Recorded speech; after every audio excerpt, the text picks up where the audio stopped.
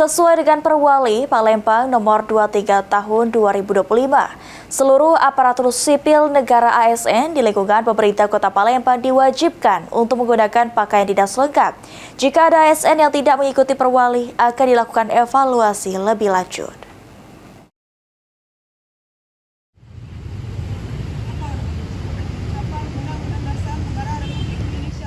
Seluruh aparatur sipil negara ASN di lingkungan pemerintah Kota Palembang diwajibkan untuk menggunakan pakaian dinas lengkap sesuai dengan Perwali Palembang nomor 23 tahun 2025.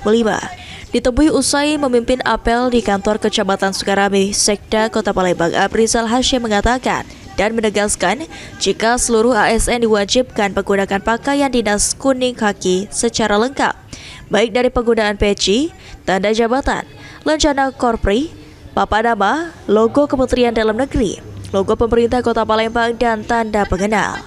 Penerapan Perwali nomor 23 tahun 2025 tentang pakaian dinas diterapkan sebagai identitas ASN Kota Palembang dan pembeda ASN Kota Palembang dengan ASN daerah lain.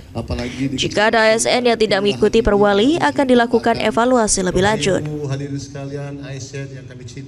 Apa bedanya dengan yang sebelumnya? Tanda pangkat yang seperti yang kami pakai sekarang ini agar ASN tersebut bisa berwibawa, yang pertama. Yang kedua, bisa membedakan ASN kita Kota Palembang dengan ASN lain adalah lambang Kota Palembang, sehingga kita bisa memantau, mengevaluasi seluruh ASN yang ada di Kota Palembang ini. Tujuan dari apel yang dilakukan selepas libur panjang tahun baru Hijriah, kepatuhan seluruh ASN sudah di angka 80%, baik untuk kehadiran maupun penggunaan pakaian dinas lengkap. Sandi Pratama, PAL TV.